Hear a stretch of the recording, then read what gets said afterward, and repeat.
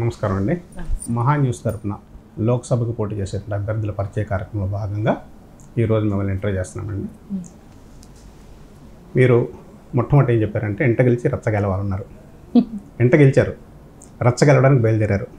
Already గెలిచినామండి 3 సార్లు ZP చైర్పర్సన్గా. ఇప్పుడు ఇది పెద్ద ప్లాట్ఫామ్కి వెళ్ళారు మీరు. రచ్చ గెలవటం అంటే లోక్సభకు వచ్చారు. లోక్సభలో 32 లక్షల మంది ఉన్నారు. ఎట్లా డీల్ చేస్తారు దీన్ని? చేస్తామండి. అప్పుడు ఉమ్మడి రంగారెడ్డి డిస్ట్రిక్ట్లో ఉన్నప్పుడు జడ్పీ చైర్పర్సన్ చేసినప్పుడు ప్రతి విలేజ్ తిరగడం జరిగింది. ఆల్మోస్ట్ తిరగడం జరిగింది.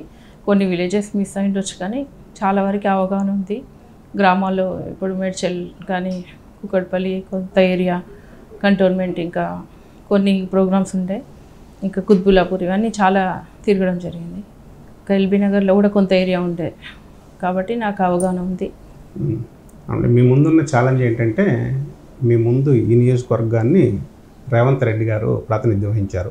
ఇప్పుడు మీరు గెలిచి చూపించాలి. దాని మీ దగ్గర ప్రణాళిక ఏమైనా ఉందా? నాకేంటంటే గతంలో జడ్పీ చైర్పర్సన్గా అవగాహన ఉంది కాబట్టి, ప్లస్ ప్రజలకి ఏదో ఒకటి చేయాలి, హిస్టరీలు ఉండాలి అనేది కొంత ఉంది. ముఖ్యంగా గతంలో రేవంత్ రెడ్డి గారిని హైయెస్ట్ మెజారిటీతో గెలిపించారు ప్రజలు. ఇప్పుడు ఆయన అక్కడ గెలిచినాకనే సీఎం అయ్యారు కాబట్టి ఆయన పెద్ద ఎత్తున అభివృద్ధి చేసే అవకాశాలు ఉన్నాయి. కాబట్టి తప్పకుండా ప్రజలు కూడా గెలిపిస్తారు. ఇప్పుడు మల్కాజ్గిరి నియోజకవర్గం లక్కీ నియోజకవర్గం అంటారు. అంటే అక్కడి నుంచి గెలిచిన వాళ్ళు మంత్రులు అయ్యారు, సెంట్రల్ లెవెల్లో మంత్రులు అయ్యారు. సర్వే గారు సెంట్రల్ లెవెల్లో, మల్లారెడ్డి గారు స్టేట్ లెవెల్లో మంత్రి అయ్యారు, రేవంత్ రెడ్డి గారు ముఖ్యమంత్రి అయ్యారు. మీరేమవబోతున్నారు? ఎంపీ అవ్వబోతున్నారు. ఎంపీగా గెలవటం చాలు ఇప్పుడు ప్రస్తుతానికి. ఇప్పుడైతే ఎంపీగా చాలు.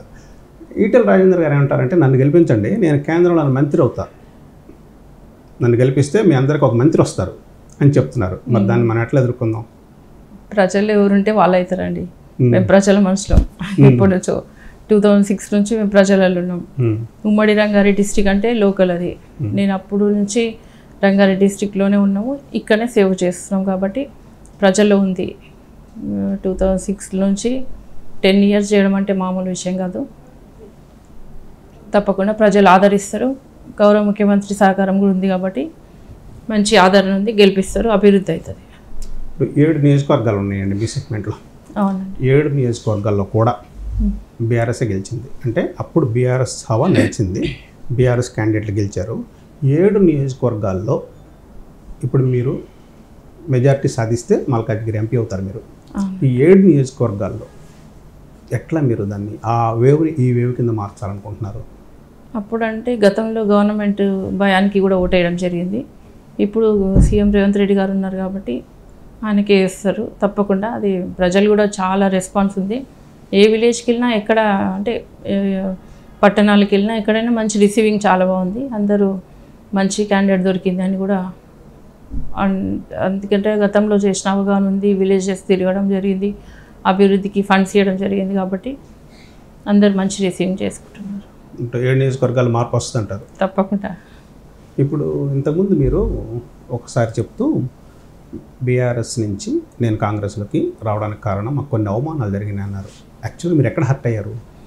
అంటే మేము విలేజెస్కి వెళ్తే శంకుస్థాపన, ఫౌండేషన్స్, ఇనాగ్రేషన్స్ వెళ్తాం కదండి, శాంక్షన్స్ ఇచ్చినాక వెళ్ళినప్పుడు మా స్టోన్స్ పగలగొట్టడం, మేము ప్రోటోకాల్ ప్రకారం వేసినా కూడా స్టోన్స్ పగలగొట్టడం, రావద్దు మా కాన్స్టిట్యున్సీలకి అని రాత్రికి రాత్రి పగలగొట్టడం, మళ్ళీ మేము తెప్పించి అదే స్టోను ఈవినింగ్ వరకు మళ్ళీ తెప్పించి మేము కూడా వేయడం, అట్లా. దానివల్ల మరి కార్యకర్తలకు కూడా కేసులు పెట్టడం, మీ ఫోటో పెట్టొద్దు బ్యానర్ పైన, చైర్మన్ ఎందుకు పెడతారు, ఎమ్మెల్సీ ఎందుకు పెడతారు, అట్లా చిన్న చిన్న అండి. మా కోసం కాదు, ప్రజలు కార్యకర్తలు అయితే చాలా ఇబ్బంది పడ్డారు. మీరు ఇట్లా ఈ ఇన్సిడెంట్స్ జరుగుతున్నాయి, మీరు దీన్ని కంట్రోల్ చేయాలని చెప్పేసి మీ యొక్క అధిష్టానానికి, అప్పుడు మీరున్న అధిష్టానానికి ఏం చెప్పలేదా? చెప్పాము. ఇంకా అప్పుడు పిలిచి ఇద్దరు కోఆర్డినేషన్తో ఉండాలి అది ఇదని చెప్పి, ఇంకా కొన్ని కేసెస్ కొట్టేసిండ్రు, కొన్ని ఇంకా ఉన్నాయి, ఇంకా రిమైనింగ్ అవన్నీ అట్లనే ఉన్నాయి. కాబట్టి ఇంకా మాకు విసుగొచ్చి మేము ఇంకా పార్టీ చేంజ్ కావాలని అందరు కోరితే మేము వచ్చేసి. ప్రధాన కారణం ఏంటి? ఇదే అండి, ఇది గొడవలు, ప్రతి దగ్గర ప్రోటోకాల్ విషయం అన్నీ. సరైన గౌరవం లభించలేదంటారు. గౌరవం అంటే ప్రోటోకాల్ ఉండాలి కదండి, ఎవరికైనా ప్రోటోకాల్ తప్పనిసరిగా ఉండాలి. మా ఎంపీపీకి ఉండదు, జెడ్పీటీసీలకు ఉండదు, నెగ్లిజెంట్ బాగా. అప్పుడు మీరు మీ కార్యకర్తల్ని సాటిస్ఫై చేయలేకపోయారు. కార్యకర్తలు ఎవరు వచ్చిన బిల్స్ ఆపడము ఇట్లా కొన్ని. మీరు మల్కాజ్గిరి ఎంపీ అయిన తర్వాత ఏం చేస్తారు? ఏ విధమైన కృషి చేద్దాం ఒక ప్లాన్ ఉంది? అసలు మల్కాజ్గిరిలో స్కిల్ డెవలప్మెంట్ ఎప్పటి నుంచో ఉందండి. అప్పుడు వైఎస్ రాజశేఖర రెడ్డి ఉన్నప్పుడే మేము అడగడం జరిగింది. అప్పుడు ఆయన సరే చేస్తామని లోపు 2 monthsలో ఎక్స్పైర్డ్ అయిపోయిండు.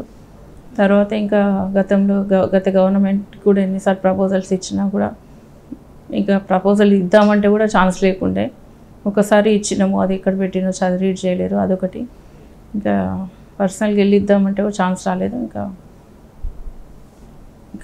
200 acresలోనన్నా స్కిల్ డెవలప్మెంట్ పెట్టామంటే అది కూడా ఇంకా రెస్పాన్స్ కాలేరు. కాబట్టి ఇప్పుడు గౌరవ ముఖ్యమంత్రి సీఎం రేవంత్ రెడ్డి గారిని అడుగుదాం అనుకుంటున్నాము.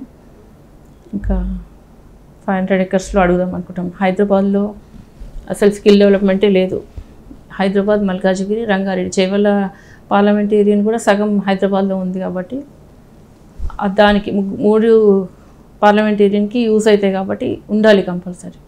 స్కిల్ డెవలప్మెంట్ ద్వారా యువతలో నైపుణ్యాన్ని అభివృద్ధి చేస్తానంటారు. ఎంప్లాయ్మెంట్ వస్తుంది, మహిళలకి కూడా ట్రైనింగ్ సెంటర్స్ అవి పెట్టుకోవడానికి అవకాశం ఉంటుంది, అక్కడ ట్రైనింగ్ అయ్యి. అది ఒక పంద. ఇప్పుడు ఇంత నియోజకవర్గాన్ని అంటే దేశంలో అతి పెద్దదండి. దేశంలో ఇంతకంటే పెద్ద నియోజకవర్గం లేదు. లోక్సభ నియోజకవర్గం ఇంత పెద్ద నియోజకవర్గం తిరగడానికి మీకు ఎన్ని రోజులు పడుతుంది? ఎన్ని రోజులు పడితే అన్ని రోజులు చేసి తిరుగుతూనే ఉంటాం. ఎలక్షన్ వచ్చేస్తుంది కదా, ఎలక్షన్ వచ్చేస్తుంది ఇప్పుడు అంటున్నా. ఇప్పుడు తిరుగుతున్నామండి. ఇక నిన్నటి నుంచి రేపటి నుంచి ఫుల్ డే పెట్టేసుకుంటున్నాము. ఈరోజు 2 రోజుల నుంచి ఇంకా నేను ప్రోగ్రామ్స్ అన్ని అరేంజ్ చేసినాక ఆ రోజు తిరుగుతున్నాం నైట్ వరకు. రోజు ఎన్ని గంటలు స్పెండ్ చేస్తారు? రోజు 18 hours. మరి ఫ్యామిలీ ఇంకేముంటుందండి, పెద్ద అయిపోయింది, పాప పెళ్ళి అయిపోయింది, బాబు కూడా పాలిటిక్స్కి ఇంకా నాతో వస్తుండ్రు. మీతో వస్తారు. వారసుడు తయారయ్యాడు. ఇక అందరూ అడుగుతున్నారు కదా, నెక్స్ట్ జనరేషన్కి ఎవరో ఒక లీడర్ కావాలి కదా అని దారిలో ఉంచారు. అంటే ఈజ్ ట్రైన్ అవుతున్నారు. అది బాగానే ఉంది. అంటే ఇప్పుడు మీతో పాటు కొంతమంది, మీరు బీఆర్ఎస్లో ఉన్నప్పుడు బీఆర్ఎస్ నాయకులు ఉంటారు, ఇప్పుడు కాంగ్రెస్లోకి వచ్చిన వాళ్ళు కాంగ్రెస్ నుంచి కొంతమంది జాయిన్ అయి ఉంటారు. వాళ్ళ సహకారం మీకు బీఆర్ఎస్ నుంచి ఉన్న వాళ్ళ సహకారం ఎట్లా ఉంటుంది? చాలా మంచిగుందండి, చేస్తామంటున్నారు. ఇంకా కొంతమంది అక్కడనే ఉండి చేస్తామంటున్నారు. పార్టీని చూసి ప్లస్ పనులు అవుతాయి కదా వాళ్ళకి, పనులు అవుతాయి. ఇంకా మనుషులను చూసి అంటే ఏమో అండి, మనుషులు అంటే మీ క్యారెక్టర్, మీరు చేసే విధానం, కార్యకర్తలు కాపాడుకునే విధానం, కొంచెం వ్యక్తిత్వం కూడా ఉంటుంది, పార్టీ కూడా ఉంటుంది. వీళ్ళు రెస్పాండ్ అవుతారు, ఏ పార్టీ ఉన్నా చేస్తారు అనేది కూడా ఉంది. కాబట్టి ఇంకా అండర్స్టాండింగ్లో లోపల నుంచి కూడా చేస్తారు. బీజేపీ వాళ్ళు కూడా చేస్తారు మీకు ఖచ్చితంగా. సపోజ్ ఫర్ ఎగ్జాంపుల్ సవితేంద్రారెడ్డి గారు ఉన్నారు, ఎట్లా ఉంటుంది కోఆపరేషన్? ఇంకా రిలేషన్షిప్లో ఇక పార్టీయే కదా. ఇప్పుడు ఆల్ అవుట్ వారు కదండి. ఇప్పుడు సబితాంద్రారెడ్డి మాకు లేదు కదండి, ఇప్పుడు లేదు, మహేశ్వరమే. కాకపోతే ఏంటంటే ఒక అండర్స్టాండింగ్లో నాకు సపోర్ట్ చేయి ఈసారి. కానీ ఇప్పుడు లవ్ అండ్ వార్లో అల్టిమేట్గా గెలవటం మిగులుద్ది. దానికోసం ఒక ప్లాన్, ఒక స్ట్రాటజీ ఉంటుంది. పార్టీ కోసం పనిచేస్తుంది కదా సబిత మేడం, తెలుసు కదా మీకు. మీ ఈక్వేషన్ ఎలా ఉంది అని? చాలా మంచిగా అంటే రిలేషన్షిప్ ఫ్రెండ్షిప్ అంటే పాలిటిక్స్ ముందర చేవళ్ళ గురించి అడిగారు మీరు ఏమన్నా? అంటే వాళ్ళు అందరు ప్రజలు అడిగితే వాళ్ళ అధిష్టానము వీళ్ళకి సర్వే బాగుందని సర్వే ప్రకారం మేము ఎవరు అడగలేండి టికెట్, ఇంకా ప్రజలే కోరుకున్నారు కాబట్టి మేము వచ్చినాం. నిజంగా చెప్పాలంటే ప్రజలు కోరిన ఎవరు సర్వేలు ఎవరు ఉన్నారు అనేది వాళ్ళు కూడా ఎంక్వైరీ చేసినాక అప్పుడు మాకు అనౌన్స్ చేయండి. యాక్చువల్గా మీకు చేవళ్ళ కంటే కూడా మల్కాజ్గిరి ఛాలెంజింగ్. చేవళ్ళ అంతే కానీ మల్కాజ్గిరి పెద్దది కాబట్టి మా మల్కాజ్గిరి ప్రజలకి నేను ఇది చేస్తాను అని చెప్పండి ఏమన్నా, వాళ్ళందరికీ పంపిస్తాను. ఇది మల్కాజ్గిరి ప్రజల్ని కోరేందంటే, నేను మల్కాజ్గిరి పార్లమెంట్లో నిలబడి హైయెస్ట్ మెజార్టీతో గెలిపిస్తారని ఆశిస్తున్నా. మీకు మాత్రం నేను ఈ టర్మ్ నన్ను గెలిపిస్తే తప్పకుండా మీకు అందుబాటులో ఉండి ప్రజాసేవ చేద్దాం అనుకుంటున్నా. ముఖ్యంగా మన గౌరవ ముఖ్యమంత్రి గారి కాన్స్టిట్యున్సీ కాబట్టి, పార్లమెంట్ కాబట్టి ఆయన పెద్ద ఎత్తున నిధులు తెచ్చి అభివృద్ధి చేసే అవకాశం ఉంది. కాబట్టి ఈ ఛాన్స్ మీరు మిస్ చేసుకుంటే మళ్ళీ 10 years బ్యాక్ అయిపోతారు. కాబట్టి ప్రతి ఒక్కరూ మల్కాజ్గిరి పార్లమెంట్ కాంగ్రెస్ అభ్యర్థిని నేను కాబట్టి నన్ను గెలిపిస్తే తప్పకుండా మీకు అందుబాటులో ఉంటా. నాకు కూడా ఇప్పుడు పిల్లలు కూడా పెద్దగా అయిపోయింది, మ్యారేజ్ అయింది పాపది కూడా. ఇంకా బాబు కూడా బిజినెస్ పాలిటిక్స్ చూసుకుంటున్నారు కాబట్టి తప్పకుండా బాబు కూడా అందుబాటులో ఉంటాడు. మా హస్బెండ్ మహేందర్ రెడ్డి గారు కూడా ఎమ్మెల్సీ కాబట్టి ఉమ్మడి రంగారెడ్డి జిల్లా అవగాహన ఆయన కూడా 25 years నుంచి ఉంది కాబట్టి ప్రజల్లో ఉన్నాం కాబట్టి తప్పకుండా ప్రజలు ఆదరిస్తారని నేను నమ్ముతున్నా. మీ నమ్మకాన్ని వమ్ము చేయకుండా ప్రజల సమస్యలు ఏ ఉన్నా కూడా నేను గౌరవ ముఖ్యమంత్రి దృష్టికి తీసుకెళ్తా కాబట్టి ప్రజలు హైయెస్ట్ మెజారిటీ ఇచ్చి గెలిపిస్తారని ఆశిస్తున్నా. ఈ అవకాశం మీరు కోల్పోవద్దని కోరుతూ మల్కాజ్గిరి ప్రజలకి నాకు ఓటేయమని కోరుతున్నా. బాగా చెప్పారండి. 100 రోజులు 120 రోజులు అయింది గవర్నమెంట్ వచ్చి, రేవంత్ రెడ్డి గారి గవర్నమెంట్ వచ్చి. అంతకుముందు సిటీ అంతా కూడా బీఆర్ఎస్ హవా నడిచింది. ఎందుకంటే వాళ్ళు చేసిన అభివృద్ధి అవ్వచ్చు, లేకపోతే జనాలు చూసి సరే ఓటేద్దాం అనుకోవటం. ఈ 120 రోజుల్లో జరిగినటువంటి మార్పు ఏంటి? ఇప్పుడు మీ కాంపిటీషన్ ఎవరు? మీరు ఎవరి కాంపిటీషన్ ఫీల్ అవుతున్నారు మీ నియోజకవర్గంలో? బీఆర్ఎస్నా బీజేపీనా? మాకు ఎవరు లేరండి, మేమే విన్నా. మీరే విన్నా? అసలు ఎవరి కాంపిటీషన్ కానీ చూడలే మీరు? లేరండి. ఇప్పటివరకు నేను అన్న సమాధానంలో ఇది అద్భుతమైన సమాధానం. లేదండి, మీ కాంపిటీషన్ లేదు. ఈ 120 రోజుల్లో ఎందుకని బీఆర్ఎస్ నుంచి షిఫ్ట్ అయిపోయింది వేవ్? అంటే బీఆర్ఎస్ లేదు కదండి, గవర్నమెంట్ లేదు కాబట్టి. బీఆర్ఎస్ ప్రాంతీయ పార్టీ కాబట్టి ఇంకా ఫ్యూచర్లో ఇది ఉండదనే ఉద్దేశంతో అందరూ పార్టీలు చేంజ్ అవుతున్నారు. ఫ్యూచర్ ఉండదా? బీఆర్ఎస్కి ఉండదని అంటున్నారండి, నాకు తెలియదు. రాజకీయ నాయకురాలుగా మీ అవగాహన? అందరు ప్రజలు అంటున్నారండి, చాలామంది. ప్రాంతీయ పార్టీలు ఉన్నాయి, నేషనల్ పార్టీసే ఉంటాయి కాబట్టి బీజేపీ కాంగ్రెస్ అని అంటున్నారు. కానీ మా దృష్టిలో అయితే బీజేపీ లేదండి. బీజేపీ కూడా లేదు పోటీలో. అంటే మీ లెక్కలో బీఆర్ఎస్ఎస్లో పార్టీ లేదు, బీజేపీ పోటీలోనే లేదు? లేదండి. ఎందుకంత కాన్ఫిడెన్స్? ప్రజలు ఇట్లా అయిపోయిందండి. ఎందుకంటే మొత్తం చేంజ్ అవుతున్నారు. చాలా మన చేవేళ్ళు అయితే మొత్తం చేంజ్ అయిపోయింది. నేను జాయిన్ కాగానే మొత్తం చాలా ఊర్లో చేంజ్ అయిపోయినాయి. మల్కాజిగిరి అంతే. నేను 2-3 డేస్లో టికెట్ అనౌన్స్ కాగానే ఫుల్ జాయిన్ అవుతున్నారు. రేవంత్ రెడ్డి గారి సహకారం మీ నుంచి అందుకుంటాం మేమని చాలామంది మంచి రెస్పాన్స్ ఇస్తున్నారు. అంటే దేశంలో మోడీ హవా నడుస్తుందని అన్నారు, రాష్ట్రంలో రేవంత్ గారి హవా నడుస్తుందా? రాష్ట్రంలో రేవంత్ హైదరాబాద్లో మల్కాజిగిరి అయితే రేవంత్ హవా నడుస్తుంది పక్కా. ఈ 6 స్కీములతో హవా ఇంకొంచెం పెరిగిందా? 6 స్కీమ్స్ అయితే చాలా బాగున్నాయండి. మహిళలకి ఉచిత బస్ అనేది చాలా బాగుంది. ఎందుకంటే ఒంటింటికి పరిమితమైన మహిళలు చాలామంది ఉన్నారు. వాళ్ళకి ట్రాన్స్పోర్టేషన్ లేక కూడా బయటికి పోలేక ఇంట్లోనే కూర్చుంటున్నారు చాలామంది. అలాంటి మహిళల కోసం మన రేవంత్ రెడ్డి గారు స్కీమ్స్ ఇవ్వడం జరిగింది. ఇది గ్యాస్ పథకం కూడా చాలా మంచిగా ఉంది. అది ఫ్యామిలీ అందరు హ్యాపీ. ఇంకొకటి 2500 కూడా చాలా హ్యాపీ. చెప్తున్నారా మీరు రోడ్డు మీదకి వెళ్ళినప్పుడు మహిళలు ట్రాన్స్పోర్ట్ చాలా బాగుంది? చెప్తున్నాండి. మేము బస్సులో చాలా బాగుంది. ఇప్పుడు మిమ్మల్ని కలవాలనుకుంటే డబ్బులు పెట్టక్కర్లా, బస్సులో వచ్చి హాయిగా ఎక్కడి నుంచి ఎక్కడికైనా వస్తున్నారు. అది ఆ మార్పు ఎలా జరిగింది ఈ 120 రోజులు మీరు చూసిన మార్పు? 100 డేస్లో ఇన్ని స్కీమ్స్ ఇంప్లిమెంట్ చేయడం అంటే చాలా మామూలు విషయం కాదు నిజంగా. చాలా ఇంకా కరెంట్ కూడా ఫ్రీ కాబట్టి 200 యూనిట్స్, అది కూడా చాలా హ్యాపీ ఉన్నారు. ఇంకా ముందు చేస్తారండి. 100 డేసే కదా వచ్చింది, తప్పకుండా ఆయన చేస్తారని ప్రజలు పూర్తిగా విశ్వాసం ఉంది వాళ్ళకి. మోడీ హవా వర్సెస్ రేవంత్ హవా, చెప్పండి ఏం జరగబోతుందో? ఇంకా రేవంత్ రెడ్డి గారే ఈ 10 years పక్కా సీఎం అండి. ఇంకా ఆయన డేర్ అండ్ డైనమిక్ సీఎం గారు. ఆయన ఒక స్టేజ్ నుంచి ఈ స్టేజ్కి వచ్చినట్టే మామూలు విషయం కాదు. ఇప్పుడు మీరు బీఆర్ఎస్లో పడ్డ ఇబ్బందులు కార్యకర్తలను మీరు రక్షించుకోలేకపోవటం, లేకపోతే ప్రోటోకాల్ విషయాలు కానీ, ఒకసారి మీరు ఎంపీ అయిన తర్వాత మరి సేమ్ సమస్య మీకు వస్తుంది. ప్రోటోకాల్ అంటారు, మా పేరు వేయలేదంటారు, వాటిని ఎట్లా అధిగమిస్తారు? మీరు ఆల్రెడీ అనుభవించి వచ్చారు దాన్ని ఎట్లా? అంటే ఎంపీ వేరు, జెడ్పీ చైర్పర్సన్ వేరు కదండి. ఎంపీ కంప్లైంట్ వస్తాయి, జెడ్పీ చైర్పర్సనే క్యాబినెట్ అవుదండి. ఎంపీకి అట్లా ఉండదండి. ఎంపీ జెడ్పీ చైర్మన్ కిందనే. జెడ్పీ చైర్పర్సన్ మామూలు పోస్ట్ కాదండి అది. ఎంపీ కంటే పవర్ చాలా ఉంటుంది. అందరు అంటున్నారు ఎంపీ పెద్ద పోస్ట్ మారిపోతారా మీరు అని అంటారు. కాదండి, సార్ జెడ్పీ చైర్మన్ కిందనే ఎంపీ ఉంటారు, ఎమ్మెల్యేస్ ఉంటారు, ఎమ్మెల్సీ ఉంటారు, ఎవరైనా కూడా. ఇక్కడ లోకల్ వరకు ఇది ఓకే అండి. మీరు ఢిల్లీ వెళ్ళిపోతారు, ఢిల్లీ వెళ్ళిపోయిన తర్వాత పార్లమెంట్లో కూర్చుంటారు. పార్లమెంట్లో కూర్చున్న తర్వాత మీ వాయిస్ వినిపించాలి, మీ ప్రజల వాయిస్ వినిపించాలి. దానికి ఎట్లా మాట్లాడతామని నేర్చుకోవాలి కదా. ఏదైనా 1-2 months ప్రాబ్లం అయితే తర్వాత ఫస్ట్ నేను చైర్పర్సన్గా ఉన్నప్పుడు అసలు మాట్లాడికి రాకుండే అలవాటు అయింది కదా కొంచెం. లేదు బాగా మాట్లాడుతున్నారు మీరు. లోకల్ బాడీస్లో ఇంకా స్టార్టింగ్ అసలు రాకుండే, ఇంకా అక్కడ పోయినాక కూడా 1-2 months ప్రాబ్లం అవుతుంది. తర్వాత నేర్చుకుంటాంలే. అందరు ఆ స్టేజ్ నుంచి వచ్చిన వాళ్ళే కదండి. అవును. ఇంతకుముందు ఇప్పుడు రాబోయే ముందు మీరు చేవెళ్ళలో మీరు ప్రసంగించిన వీడియో చూస్తూ ఉన్నాను నేను. చూస్తూ ఉన్నా, ఇంటికి వెళ్ళి రచ్చగెలవాలి, మనం ఇది రేవంత్ రెడ్డి గారికి బహుమానంగా ఇవ్వాలి అని చెప్తున్నారు. ఫస్ట్ మీటింగ్ కదండి, కొంచెం భయం అయింది. చక్కగా మాట్లాడారు. ఆడ అంత పెద్ద మీటింగ్లో ఎప్పుడు మమ్మల్ని మాట్లాడలేదు. గతంలో చంద్రబాబు నాయుడు ఉన్నప్పుడు మాట్లాడినాం, వైఎస్ ఉన్నప్పుడు ఒకసారి మాట్లాడినాం. ఈ 10 years టర్మ్లో కేసీఆర్ పీరియడ్ ఒక్కసారి స్టేజ్ మీదకి రానియలేరు మమ్మల్ని, జెడ్పీ చైర్పర్సన్స్ని. ఎప్పుడు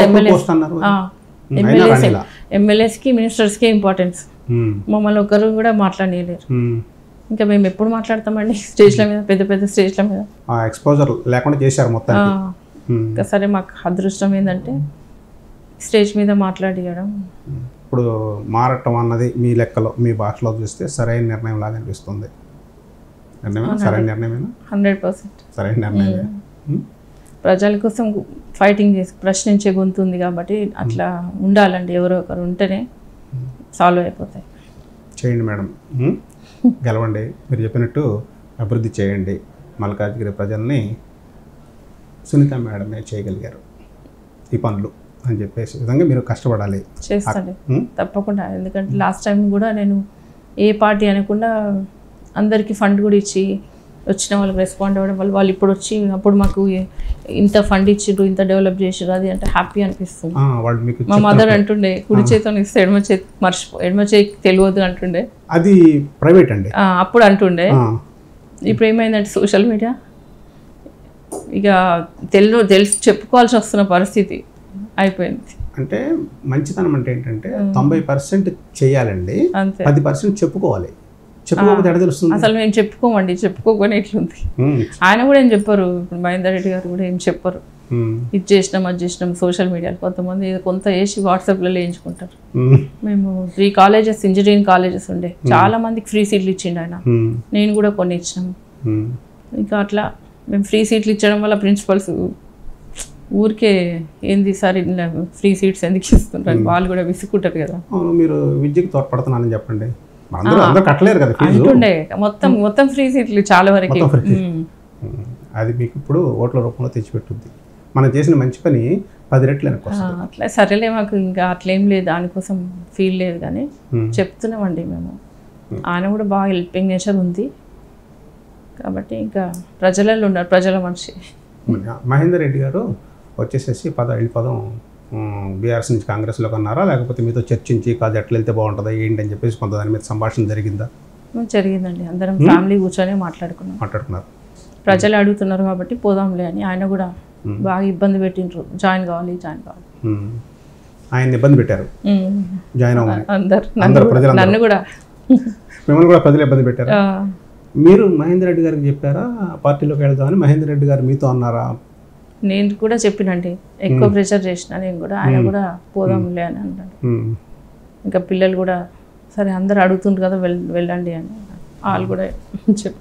కుటుంబ నిర్ణయం అంతే, కుటుంబ నిర్ణయం కూడా కాదండి, కార్యకర్తల నిర్ణయం కుటుంబ నిర్ణయం.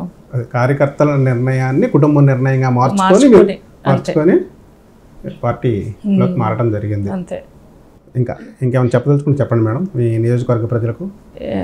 మల్కాజ్గిరి అయితే చాలా బాగా చేయాలండి, ఆయన చేస్తారని నమ్ముతున్నాము. ఎందుకంటే సీఎం కాన్స్టిట్యున్సీ కాబట్టి తప్పకుండా మంచి కంటోన్మెంట్ చాలా కంటోన్మెంట్ ఏరియాలో అసలు ఎన్ని ప్రాబ్లమ్స్ ఉన్నాయి. ఇప్పటికి ఇంటర్నల్ సీసీ రోడ్స్ వేయలేరంట. ఆయన ఎంపీగా ఉన్నప్పుడు ఇంటర్నల్ సీసీ రోడ్స్ వేద్దామంటే కానీ పని చేయనీయలేరు గవర్నమెంట్, గత ఆఫీసర్స్ కూడా సహకరించలేరు అన్నారు. కాబట్టి అప్పుడు స్టేట్ గవర్నమెంట్ సెంట్రల్ గవర్నమెంట్ అధీనంలో ఉంది కదా కంటోన్మెంట్ ఏరియా, కాబట్టి పనులు కాలేవు. ఇప్పుడు గౌరవ ముఖ్యమంత్రి గారే సీఎం కాబట్టి ఆ ఏరియాకు సంబంధించిన ఎంపీ ఉండే కాబట్టి తప్పకుండా దాని మీద కాన్సన్ట్రేట్ చేస్తారు. కంటోన్మెంట్ మీద ప్రత్యేక శ్రద్ధ పెడతాన్నారు. ఈ 7 నియోజకవర్గాలు కంటోన్మెంట్ ఒకటి కాబట్టి మీరు దాని మీద ప్రత్యేక శ్రద్ధ పెడతారు ఒకసారి ఎంపీ అయితే. అతను సీఎం గారు కూడా అన్నారు మంచి డెవలప్ చేద్దామని. కాబట్టి ఇంకా మీరు ఫీల్డ్లోకి పోయినప్పుడు మీరు చూసినటువంటి ప్రాబ్లమ్స్ ఏంటి? చాలా ఉన్నాయండి. ఇంటర్నల్ సీసీ రోడ్స్, ట్రైన్స్ లేవు. విలేజ్లో నేను మా విలేజ్లోనే అనుకుంటుండే, రూరల్ ఏరియాస్లోనే అనుకున్నా, కానీ అట్లా కాదు, ఇక్కడ కూడా అవే ప్రాబ్లమ్స్ ఉన్నాయి.